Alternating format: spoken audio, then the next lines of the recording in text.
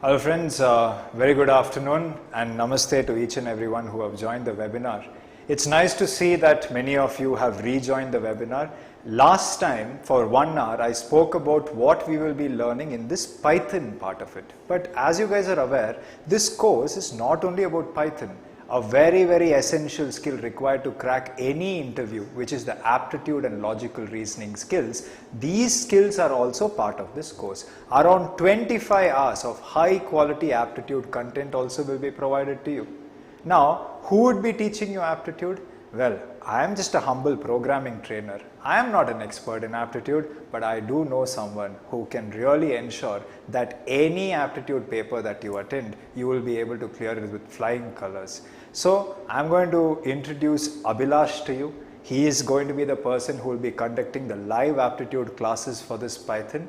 And even before that, if you are able to clearly see me and hear me, just like last time, show me some love by telling or putting a thumbs up in the chat box so that I know that you guys have no issues. And the aptitude part is going to start by Abhilash taking over in just a minute. Thank you so much.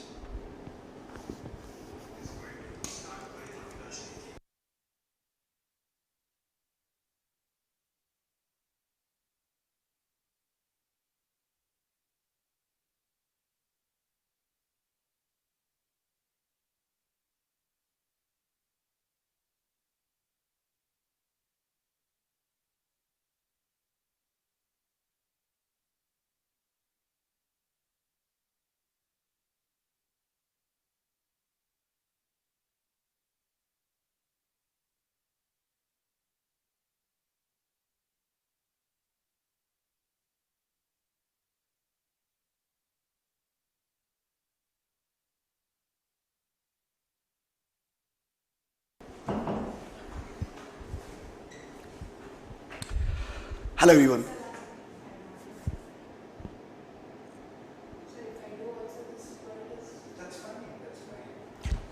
Mark.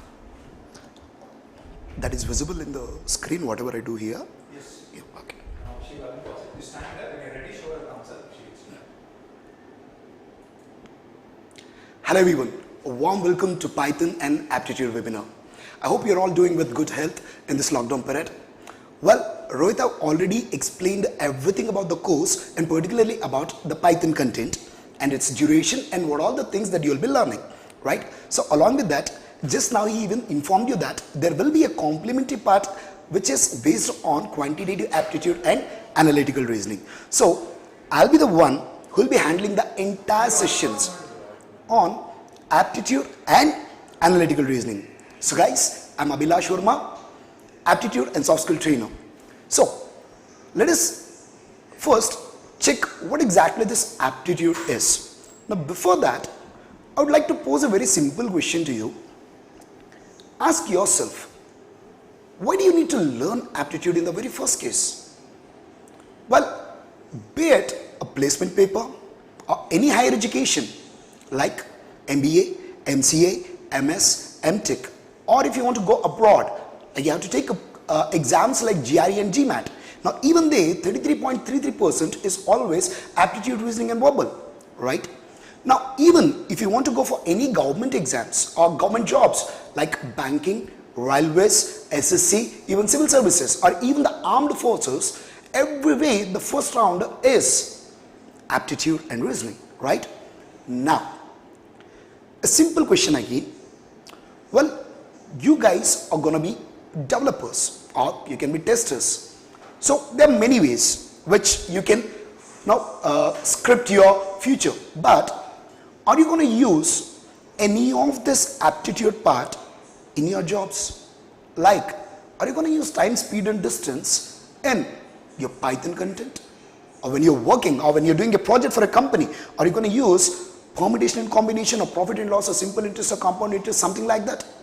Now, even for example, let's say the MBA grads. So even to join MBA, they have to take up the different exams like a CAT, a CMAT, PGCT, etc.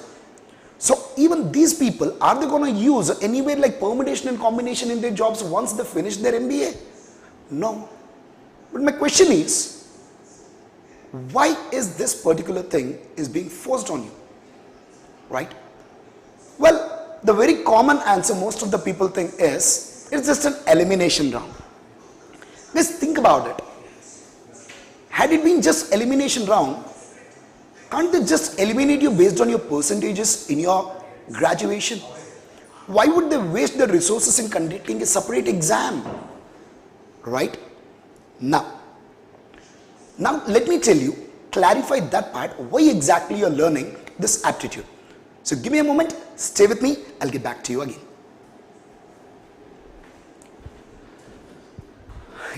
AC increase ಮಾಡಕ್ಕಾಗುತ್ತಾ?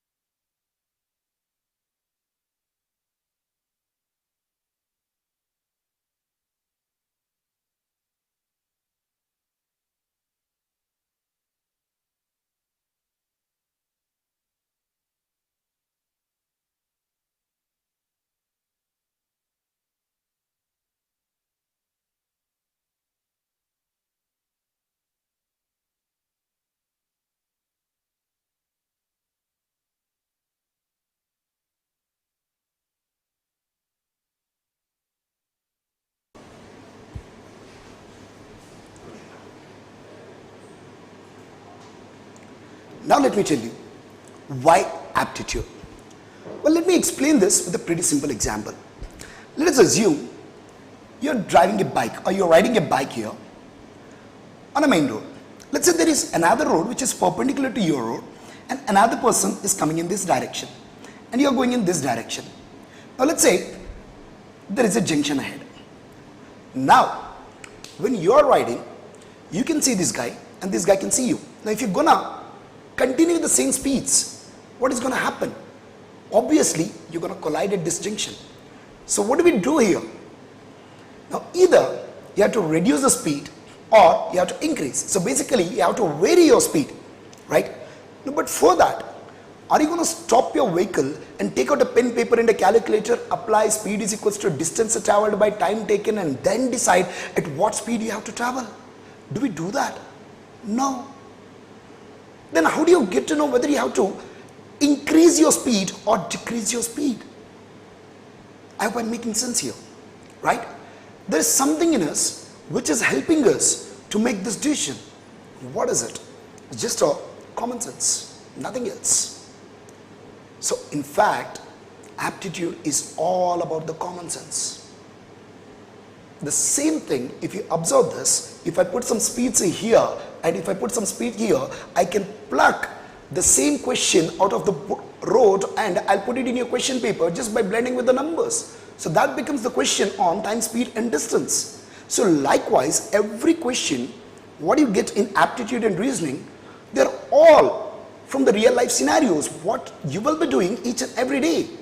So those things, just they are blended with the numbers and they are mixed with the different concepts and they're given to you as an aptitude test. So in short, I'm telling aptitude is not exactly the mathematics. Mathematics is just a part of the aptitude, whereas aptitude is all about your common sense.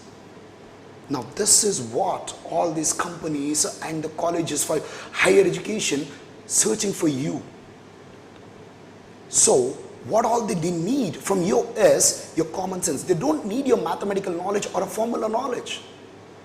If you can correlate with your job in an aptitude exam, there will be usually 30 to 60 questions, and in most common exams you'll be getting 1 minute for one question. So what is happening here? You are given with the situation and you're asked to come up with a solution. Now wait a second, it's not about using the formulae. Now this is a real life situation. Think about it and come up with a solution, and that's what the same thing what you're going to do once you get into the jobs as well. Once you put in a project, Definitely you're not going to do the project for eternity. There will be a time period, right? Exactly in the same way here also, how well you can utilize your resources and you can come up with the best possible solution in the shortest amount of time. And what do we need to do that? All you need is your common sense. Now, how to improve it is all about the quantitative aptitude. So I hope you understood now why exactly you're learning aptitude and why these companies are conducting this particular exam, even which is completely irrelevant with the jobs which you're going to do once you become a programmer, right? So, having understood why aptitude, now let me tell you what are the different things that you learn in the aptitude. Now, as I told you earlier, there are two topics that we'll be discussing, or two subjects in fact. One is aptitude and the another one is analytical reasoning. Now, if I take up aptitude, there are different topics that you'll be learning. But we'll start with the very basic things like now percentage, profit and loss, simple interest and compound interest, ratios, averages, like still mixtures and allegations, time and work, time, speed and distance, permutation and combination, probability. So these are the very basic concepts that you will be learning in the aptitude. Now again, if you come to reasoning, again here as well we have very few concepts compared to the aptitude. Now we'll be discussing which are the most important ones and which are most commonly asked in the exams, like syllogisms, and we'll have coding and decoding, and we'll have direction sense and blood relations. And these are the very, like, still if you want me to list completely, we can learn seating arrangement, we can learn data sufficiency. So these are the various topics that we'll be covering in 25 hours. Yes, the course duration for the quantitative aptitude will be 25 hours. Now I'll make sure I will cover all these topics in brief so that whichever the exam you attempt, it will be quite easier for you to crack the particular one. Now, well, if you ask me one question, so after attending your aptitude course, can I crack any company's aptitude? Now, I say, no, not possible. Even after attending all the 25 hours, if you ask me, now am I ready? No, you're not. Well, a simple thing, if any aptitude trainer comes and tells you that, just attend my classes, you're gonna crack any of the exam. No, just don't believe it. It's not possible. It's not true, because there is no predefined syllabus or predefined set of questions here. It keeps on changing and changing and changing and changing. Then how do you crack? See, what I'm going to teach you is concept. How to understand the question, what is your approach, and how to come up with a solution. I will make sure your entire concepts of the aptitude and reasoning sit here with a very strong base. And the next part is completely yours. How much you practice, how many different types of the questions. Well, with respect to different types of the questions, from my side, I will be providing a certain amount of data. You can solve those questions. Now, again, if you ask me, is that sufficient? No. Still, like, you can go to different websites, you can go through different books. All you need to do is solving various types of the problems. And again, one more thing, just by solving one question one time, are you going to remember this? No, not possible. Now, repetitions. So each problem, whatever you learn, you have to repeat it at least twice. So now, with this data being given, I would like to show you a small demonstration on how the classes is going to be, right? So let's have a 2 minutes break and then we'll get back to this again.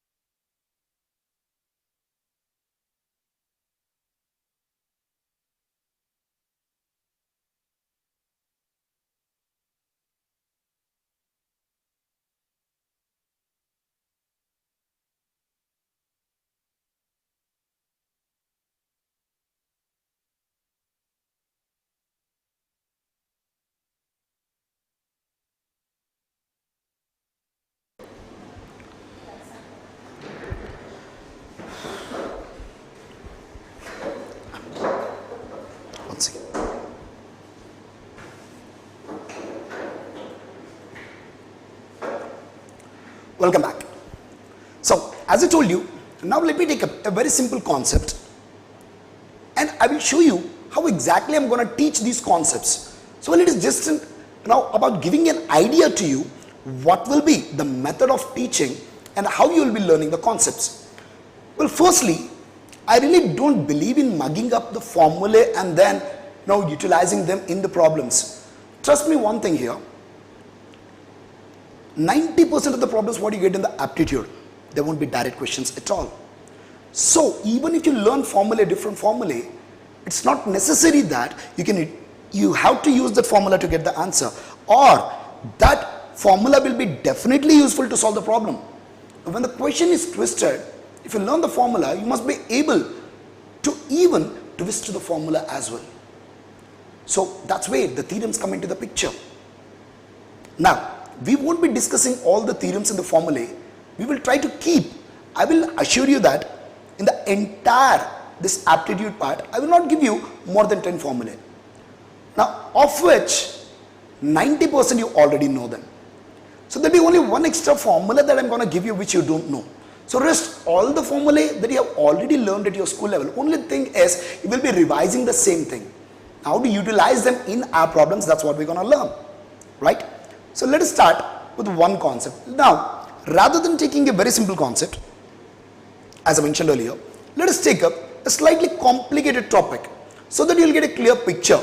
So if you can solve a high level topic, how else we can solve the normal topics and the easier ones as well. So I prefer to take up time and work. Well, if you have gone through any of the exams or placement papers or any other competitive exams, I'm pretty sure that there won't be even a single question paper without having time and work in that, right? So now let's try to discuss what exactly this time and work is, how it can be solved, and what are the conventional methods of solving, but how else we can improve that as well. So let's see, time and work, right?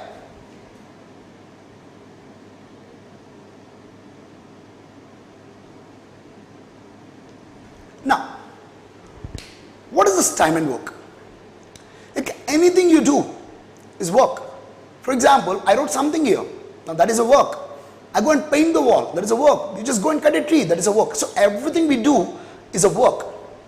Now, what all we need to perform the work? First thing, we need a source. The source can be a man or a woman or a robot or a boy or a girl, or it can be anything. Now what else we need? We need time. So to perform any work, we need time.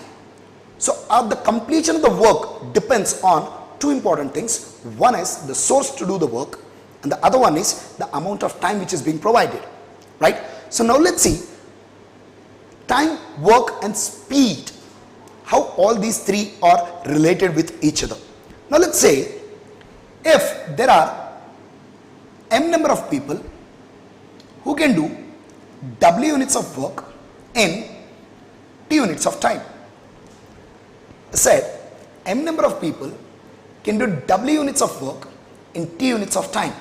Now suppose if I increase the number of men to do the same amount of work, will they take more time or less time? Obviously they are going to take less time because we increase the number of men. So it means work becomes faster. So required time decreases. Now suppose if I decrease the number of men to do the same amount of work, will they take more time or less time? Obviously they're going to take more time this time, right? Now check this. Whenever we are increasing the number of men, the amount of time is decreasing. Now when we are decreasing the number of men, amount of time is increasing. So can I say the number of men and time are inversely proportional with each other when the work is same? Now here we use the proportionality, and now you all know that whenever there is a proportionality there has to be a constant. Now check this, in all these three terms which is the constant that we haven't changed it at all, that is work. Now let's see how work is related with these two. Now let me take time as constant this time. What I do, m number of people can do W units of work in T units of time. Now, suppose if I increase number of men in the same amount of time, they can do more work or less work. Obviously, they can do more work. Now, suppose if I decrease the number of men in the same amount of time, will they take more time? Will they do more work or less work? Obviously, they're going to do less work. So what is happening this time? So when we are increasing the number of men, amount of the work done is also increasing, and when we are decreasing the number of men, work done is also decreasing. So can I say men and work are directly proportional to each other? Yes, provided the time is constant. Now we have two relations here. Men is inversely proportional to time and men are directly proportional with the work. So combining these two, now we can write men is equals to work by time. Hold on. Can I say when we have more men, the work is faster? Yes. So isn't it that men is something like speed? Yes. More men, more speed. Less men, less speed. So what we can do here is, instead of men, we can rewrite the same relation in terms of speed. So I can write this as speed is inversely proportional to time, and this as speed is directly proportional to work. So then this becomes a speed is equals to work by time. So this is how speed, work and time are related with each other. This is very similar to the basic formula which you have learned in the school, that is speed is equals to distance traveled by time taken. So instead of distance in time and work, we will have work.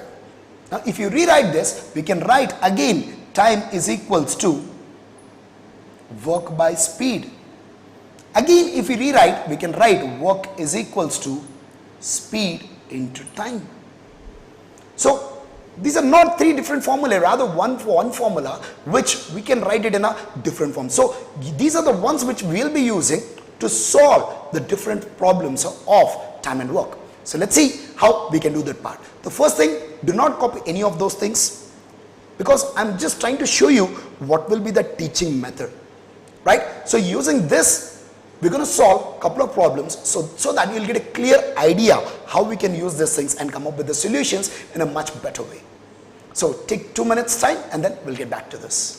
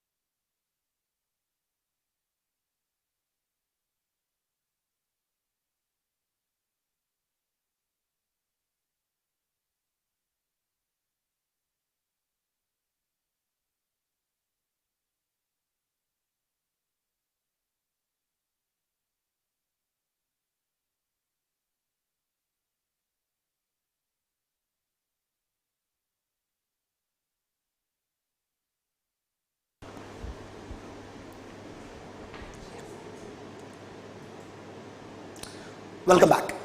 So let us see few examples of time and work. So based on whatever the formula which we have derived just a couple of minutes ago. So let me Let's take a very simple question in the beginning. Let's say my question is something like this. There are two people. One is A and the other one is B. Okay. So let me say A can do certain work in 10 days. Whereas B can do the same work in 15 days. A can do certain work in 10 days and B can do the same work in 15 days when they are working individually. Now suppose if I ask you, what is the time taken by them if they both work together? Now, what do we need here? Time taken by A and B to finish the same work when they are working together. But we need time. We know that time is equals to work by speed. But do we have work here? No. Do we have speeds? No. So we have nothing to go further with the same formula. What do we do? Well, you might have already learned in your previous sessions like A can do certain work in 10 days means in one day he can do 1/10 of the work. Now B can do 1/15 of the work, right? When both of them are working together, so A will do 1/10 in a day plus B will do 1/15 in a day. If you take the LCM of 10 and 15, which is 30, so here 1/10 of 30 should be 3 and 1/15 of 30 should be 2. We will get 5 by 30, which is nothing but 1 by 6. It means when they both are working together, they will do 1/6 of a work in a day. It means they must be finishing the entire work in 6 days. Well, this is the method what you have learned at your school level or if you have prepared earlier in any other ways. Well, this is a very comfortable method, I understand. But do we have clarity about this method? Think about it. When I said 1/10 of the work, what is that 1/10 of the work? 1 by 10 for A. In fact, that is speed.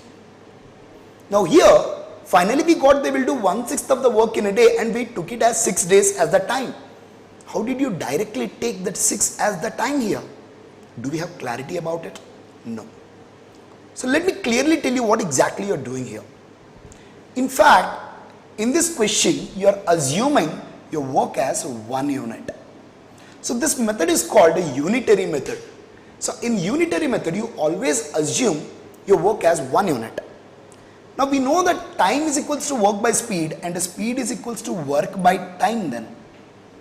Now this is actually speed of A. Speed is work by time, work is 1 unit divided by his time is 10 days. So 1/10 of the work he will be doing in a day, it is nothing but speed of A and speed of B. Now again, this is 1 by 6, they together they will do 1/6 of the work. Now this is the speed of both A and B together. To calculate time which is work by speed, we know work is 1 unit and together their speed is 1 by 6. So 1 divided by 1 by 6 is 6 days. That's how we got that answer. So in this problem, the 1 by 10, 1 by 15, 1 by 6, all these are speeds. But most of the people don't even know that these things are speeds. And again, the very common thing in the unitary method will always assume work as 1 unit. Well, this being the most comfortable method for most of the students, but I would like to slightly change the method here. Well, there won't be much difference compared to this. Only thing is, I have this kind of allergy with dealing with the fractions. So of course, I believe there will be many people who have this particular problem with the fractions. So where your speed will be reduced when you're dealing with the fractions. So one thing is because of this LCM and then calculating this 3 and 2. So how to avoid this? So let me give you another method, the method of LCM. Now why it is a method of LCM that you'll understand. Okay. We know that the same question, let me write it here for you again. A and B. A will do certain work in 10 days and B can do the same work in 15 days. Together they will do the same work in how many days? That's the question, right? Now check it. What do we want? We need time taken by A and B together, which is work by speed. Whose speed? Because both are working together, we need the speed of A and B. But we got nothing here. We don't have work, we don't have speed. So what do we do? Let us assume some work. Now how do you assume some work? Take any number, you'll get the same answer. But my suggestion is, take a number divisible by both 10 and 15. Why? I'll explain you later. So consider any number divisible by 10 and 15. Don't consider 5. Most of you might have already thinking about 5 because 5 divides 10 and 15. It is not divisible by 10 and 15. So numbers which are divisible by 10 and 15 are 30, 60, 90, 120, 150, etc. So you can take any number. Let me take the smallest one, which is 30. So let us consider work as 30 units. So I assume the work as 30 units. Now we need speed of A. How do we calculate speed? Speed is work divided by time. So what we can do? Work is 30 units divided by time 10 days. So speed of A is 30 by 10, 3 units per day. Likewise, the speed of B, work by time 30 units, work divided by time 15 days. So that should give us 2 units per day.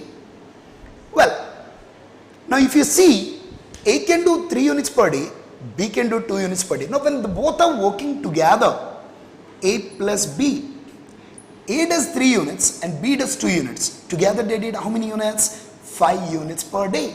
Now that is the speed of both A and B together. So if we apply this here, our work is 30 units divided by speed is 5 units per day. If you cancel 30 by 5 is 6 units, units cancel and we'll be left with 6 days. We'll get the same answer. Well, think about it in a different way. In a very practical way, rather than being so mathematical. How do you get this 3 units per day, 2 units per day? Do we need to use that formula that speed is equal to work by time? No. How can we think about it? Let us assume this is 30 rupees. So A is you and B is me. So let us see, we both are the people here. And we have 30 rupees with us. Now, A, it's you. If you spend this money, you can spend that entire money in 10 days and I can spend it in 15 days. Well, if you can spend 30 units or you can spend 30 rupees in 10 days, per day how many rupees you can spend? And that is 3 rupees, which we have taken as 3 units per day. Now again, that 30 rupees I can spend in 15 days. So per day I can spend 2 rupees, that is 2 units per day. So you can think it in a very general way. That should not be very mathematical here. Think in a very general way. So he can do 30 units in 10 days means in one day he can do 3 units. He can do 30 units in 15 days means he can do 2 units in a day. Now he does 3 units, he does 2 units. Now together they will be doing 5 units. Now if they can do 5 units in a day, to finish total 30 units, they will be taking how many days? Obviously answer has to be 6 days. Well, what if we change the number? Instead of 30 units, if I take work as 60 units, what happens? So you might be guessing the answer already as, so for 30 units it is 6 days, then for 60 units it has to be 12 days. Let's check it whether it is right or wrong. Well, if you see, same question, A can do the work in 10 days, B can do it in 15 days. Instead of work 30 units, this time I assumed 60 units. What happens here? Now, check it here. If A can do 60 units in 10 days, then per day he can do how many units? Obviously, 6 units per day. If B can do 60 units in 15 days, per day he can do 60 by 15, which is 4 units per day. Now when they are working together, A does 6 units, B does 4 units in a day. Together they can do 10 units in a day. Now together their speed this time is 10 units per day. Total work is 60 units. So for 60 units, each day they can finish 10 units. To finish 60 units they will be taking again 6 days. So it doesn't matter even when you change the number, whichever the number you take, you're obviously going to get the same answer. Then why am I taking numbers something like 30, 60 and all? What happens if I take a number as 100 units? So that's a very favorite number for most of the people, right? And then why didn't I consider that? Now let me explain that as well. What is happening? If I take work as 100 units, we know that A can do the work in 10 days. So what will be his speed? He can finish 100 units in 10 days, means he can do 100 by 10, which is 10 units per day. That is fine. Now come to B here. B can do 100 units in 15 days. But what is 100 by 15? you're going to end up with a fraction and a decimal. In fact, if you see this, that will be 6.66666 units per day. Now I hope you are understanding what is the difficulty that we will be seeing if I take number as 100. We have to deal with the decimals. Now it's a very obvious why we are getting decimal there. Because 100 is not divisible by 15. That is the reason why we are getting decimals. Now recall in the beginning, what did I tell you? How do you select your number for work? Take a number divisible by 10 and 15. So when you assume work as any number divisible by 10 and 15, can we ever get a decimal in this? No. So this is the reason why I chose. Now the number divisible by 10 and 15. In fact, 30 is LCM of 10 and 15. The smallest number divisible by 10 and 15 is 30, and that has to be the LCM of 10 and 15. So that's why I told you this method is called LCM method. So this is one simple example. Let me show you another two examples. So meanwhile, you can just go through this one more time and we'll take 2 minutes break and we'll get back again.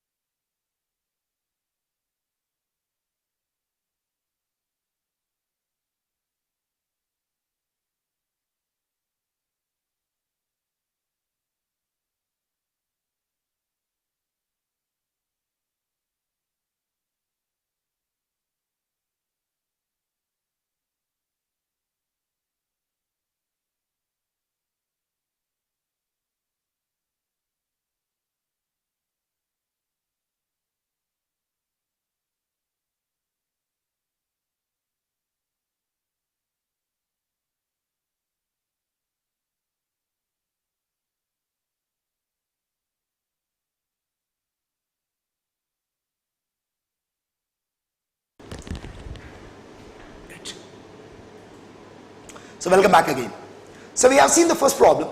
So let me modify the same question slightly.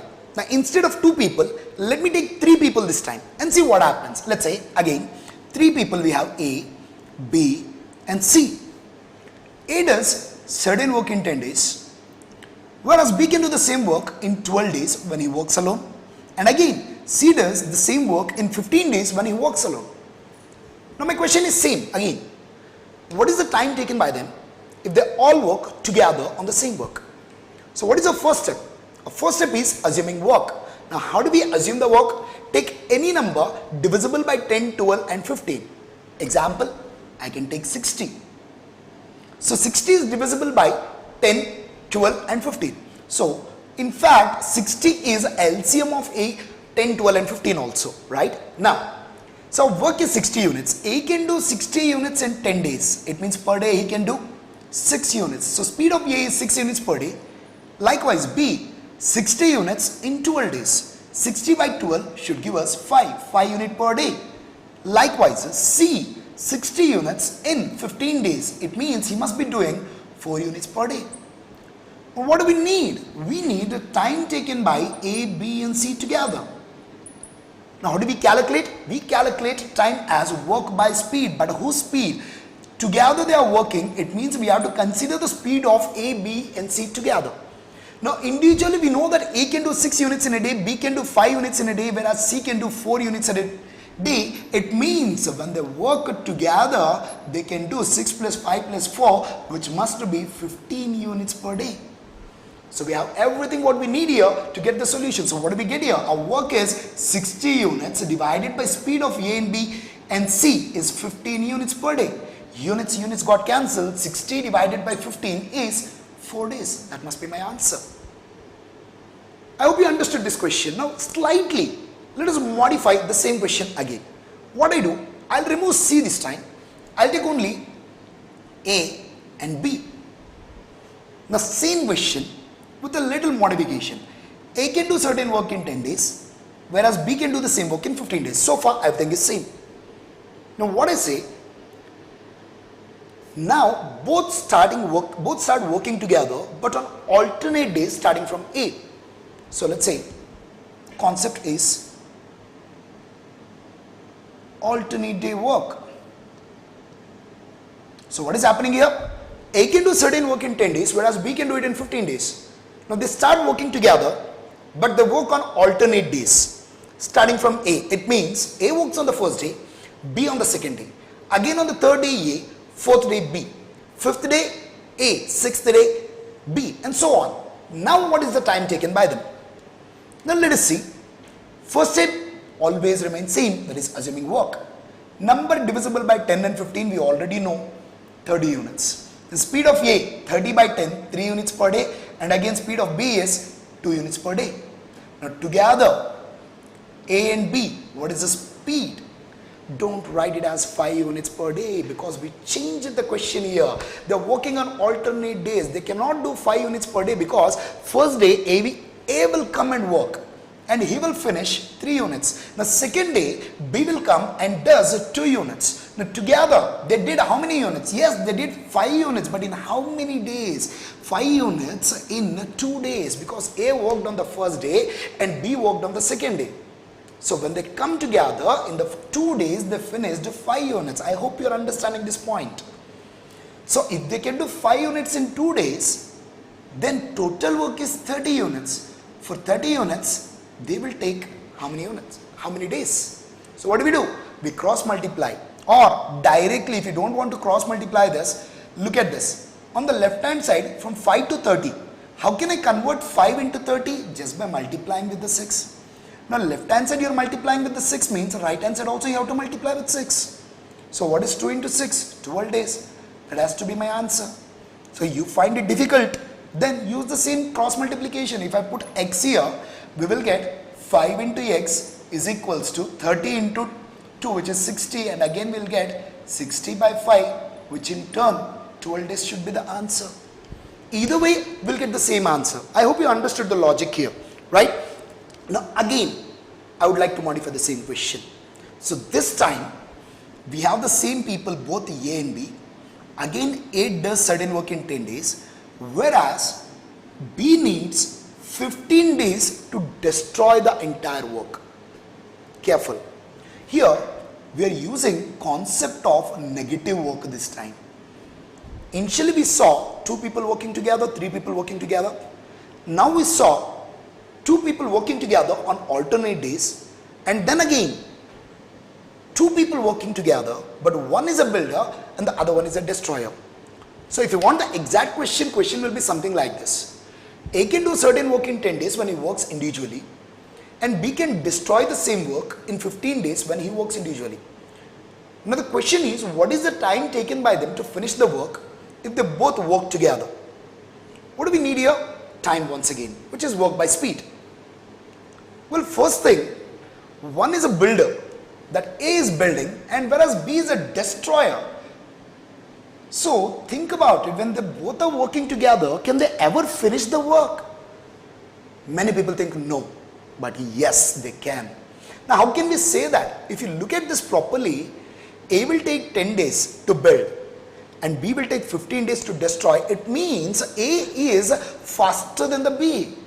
So when the both are working together, whatever the amount of wall A has built, B cannot destroy it completely. Maybe if A builds this much amount of the wall, B can destroy this much. But still, this part is still available. So on first day, this much amount of work is done. So it keeps on accumulating with the lesser volumes, but eventually, definitely work will be finished. How do we identify that? By looking at their times. A needs only 10 days, whereas B needs 15 days. It means A is faster than B. Had I made A as a destroyer and B as a builder, then work will never be completed because a destroyer will be faster. I hope you are getting the clarity in this now, right? So let us see, what is the approach? Our approach is always same. First step is to assume the work, 10 and 50, 30 units. Now what is happening here? Speed of A, 30 units in 10 days means 3 units per day, whereas B is 2 units per day. Now together when they work A plus B, what do we get? Don't take 5 units per day, that's not the right one. Why? Because A is a builder whereas B is a destroyer. If A comes and builds 3 units, B will destroy 2 units, so that is negative, that's not a positive work, right? So he builds 3 units of which he destroys 2 units. It means they can do only 1 unit per day. So 1 unit is built in each day. Then to finish 30 units, they need how many days? 30 days, that has to be the answer. Now if you want, you can further modify this, club these two things, this problem and this problem, and try to get with the solution and put it in your comment section there. So what is the question here? A is a builder, B is a destroyer. A needs 10 days to build and B needs 15 days to destroy. But if they both work on alternate days, what will be the time taken by them to finish the work? Well, if your answer is 60, that is wrong, people. I'm telling in advance because most of the people will get answer as 60. Try to come up with the proper answer. Now hold on. Here, did I tell who's going to start the work? In the previous question, I clearly mentioned when they are working on alternate days, starting from A. But did I mention here? No. Then how are you going to start the problem? Think about it, people. Should I really mention who should start the work here? No, it's very obvious A has to start because he is the builder. Unless builder comes and builds something, what will destroyer destroy? He needs something to destroy. So that something should be built by whom? A. So it means first day, who will be working? A. So I have given you a simple clue. Based on that, go ahead and try to fetch the answers. So this is how our remaining all the concepts is going to be taught people. So if you see exactly here, I haven't solved different questions here. I just took only one question in the beginning. I kept on modifying it. Now if you see in various books and the websites, these are all different questions. But we haven't solved them as different questions. Rather, we are just upgrading the questions with a slight modification in a proper way. So that's how you have to learn the aptitude. You cannot blindly pick up a question and you can solve it and get it. No, that's not how you learn aptitude. It's just a trial and error. Modify, keep on modifying and think about it. So that's how you come up with the proper answers. And of course, approach, how to start a problem. Take any, for example, if you take the question on permutation and combination, most of the people doesn't even understand whether the question is on permutation or the combination. Now, how to understand that? So the very first thing, understanding the question, and the second one, approach, how to start. So people, this is how your aptitude sessions are going to be in the future classes. So you look at this properly, and again you can comment in the comment section like whether you are able to understand the concepts or not. Apart from that, please come up with a solution for this also, guys. Right? And well, and still somebody has asked us, so why the companies are asking us this aptitude, to learn aptitude. So if you're asking this, I think you must be missing the first 10 minutes, people, because our session itself has started with why do we need aptitude. As I told you, aptitude is only to check your common sense. They don't need your mathematical knowledge or the formula knowledge. So that's why even if you see, even if you're using a single formula here, that also we derived in the beginning, and we didn't use crazy theorems to derive it. It's a simple understanding. So that's how you have to derive on your own, because something you derive on your own which you're never going to forget. Now, for example, if you take the profit and loss, we always have this confusion like whether profit percentage is selling price minus cost price divided by cost price into 100, or cost price minus selling price divided by selling price into 100. There is always a confusion whether the numerator is selling price minus cost price or cost price minus selling price, and the denominator is either selling price or cost price. And when you have to change it, why do you get these confusions, people? Because we by heart them. And of course, too many formulae, you by heart them, you can't remember them. So you need to know, how did I get this formula? So that's where the theorems come into the picture. Well, we don't use to define the theorems here, but I will try to explain those formulae in a very simple terms, just like how we derived that speed is equal to work by time. So coming back to again why aptitude, remember, no formula knowledge, no mathematical knowledge. It's all about common sense, how well you can think about a question. But when I say the common sense, we have a technical word you might have heard called IQ, your intelligence quotient. In a raw language, it's just your common sense, people. So technically we call it IQ. Say, well, these are all IQ tests, right? So understand, it's all about how we understand the question and come up with a solution which is a much better and the faster way. So likewise for everything, people, every concept which you're going to learn in aptitude, I'm going to come up with one of the best solutions which are available. Well, in very, I say like more than half of the content what you're going to learn, that will be completely new to you, which is not even available in the textbooks. Which few I have developed on my own, few which are very famous practices used by the other trainers as well. We'll club them and we'll combine, we will take the best resource which is now required for us to come up with a faster answer. So I hope you understood my session. Now you can always leave your valuable comments down there, and regarding the more details, as I already told you, the course duration will be of 25 hours. As I earlier told you again that if you ask me, you can crack any exam by attending this session. No, not possible. It's all about your self-practice, people, and how to practice it.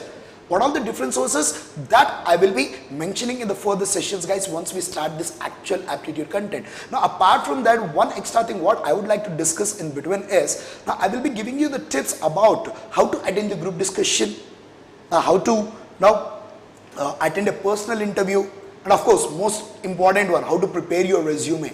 I won't be teaching all these things, I won't be taking a different session, people, but in between when we are solving and when I give you time to copy, I might just come and talk about something like group discussion. How do you start? How do you conclude? Now how do you talk about how do you introduce yourself? So what are the main common mistakes in your resume? So all those things also will be spoken in the aptitude sessions, people, because as I told you, I'll be dealing with both aptitude reasoning. Apart from that, even soft skills is my part, people. So with the session, with all these details, I would like to end this session now. I hope you guys like this session, so please let me know with the comments. So thank you all, people. Stay safe and stay healthy.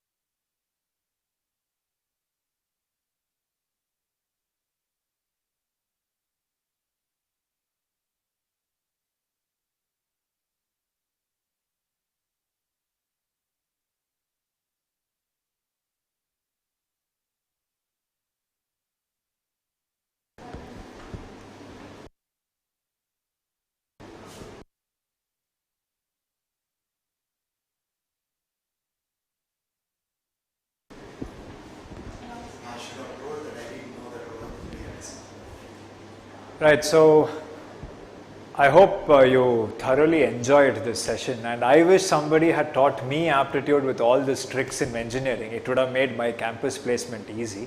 But again, I got placed, I'm not saying, but it would have become easier. But nobody taught me this way. I think it is really beneficial. Now, coming to a few questions those of you had. When is the live classes starting? As I told you guys, 2nd of June, that is Tuesday, it is going to start. There is a link below in the description, or don't worry about it, we will be sending you, just check the description link, there is an enroll link, there go, two options are there. Either you can join for the course if you have confidence on our ability to deliver the concepts to you, or you can enroll for the 5 days of demo classes starting from Tuesday. And those 5 days of demo classes, 1.5 hours a day from 3 to 4:30 p.m. Python would start. Definitely in between the Python course itself, aptitude will be parallelly going. It is not like after Python you should learn aptitude, or first aptitude then Python. These things go hand in hand. That is what I want you to understand. Secondly, some of you are asking, so any other doubts that they have? When are the live classes going to start? Like I said, Tuesday it will be starting. How to attend the live class, etc. A mail will reach your mail IDs. If it should reach your mail IDs, it is my humble request to you, make sure to go down in the link provided in the description, either enroll for the course or enroll for the demo classes. Either of these two things you should have done. So, so some of you are asking, what is the fees for aptitude? Is it 5,000 rupees for Python and aptitude? Yes, my friends, I am not going to charge you a single rupee more for these beautiful aptitude sessions. Aptitude and Python, core Python, advanced Python put together, I am giving you for a reasonable 5,000 rupees, and it is my challenge to you. High quality content delivered in this style. Please go online, do your research, go to all platforms that you are aware of. I am sure you know more than me. You will not find this quality of lectures at this price point. It is just not possible.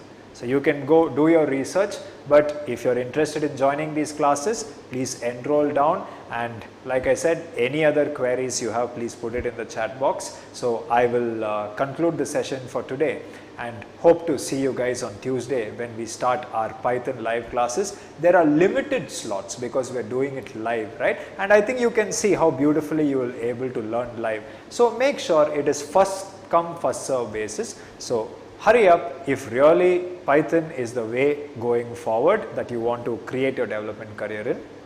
Do it immediately. I will see you on Tuesday. Thank you so much. Stay home, stay safe, and namaste. Bye.